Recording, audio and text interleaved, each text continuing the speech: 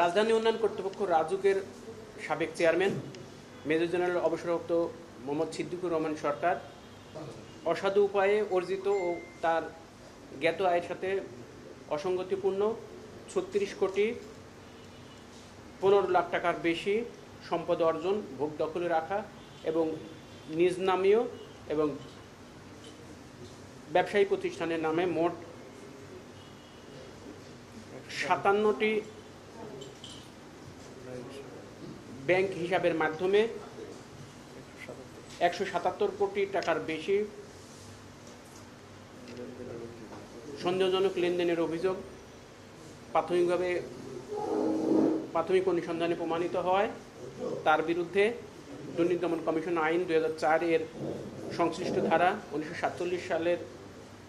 দুর্নীতি প্রতিরোধ আইনের সংশ্লিষ্ট ধারা এবং মানি লন্ডারিং প্রতিরোধ 2012 সংশ্লিষ্ট ধারা একটি মামলা রুজুর অনুমোদন দিয়েছেন কমিশন। আমি বুঝি নির্মাণের শিল্প, সালাম স্টিল বোঝে ডিউরেবিলিটি। সালাম স্টিল, মোস্ট ডিউরেবল স্টিল। পরস্পর যোগসাজশে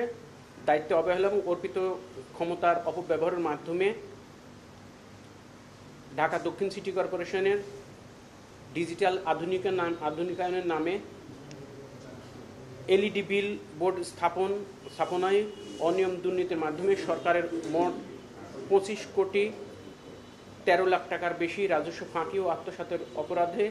দণ্ডবিধির 409, 109 ধারা তৎসহ 1947 সালের দুর্নীতি প্রতিরোধ আইনের 5-2 ধারায় অভিযোগ সংশ্লিষ্ট জনাব খান মোহাম্মদ বিলাল, প্রধান নির্বাহী কর্মকর্তা, ঢাকা দক্ষিণ সিটি কর্পোরেশন; মোহাম্মদ ইউসুফ আলী সর্দার,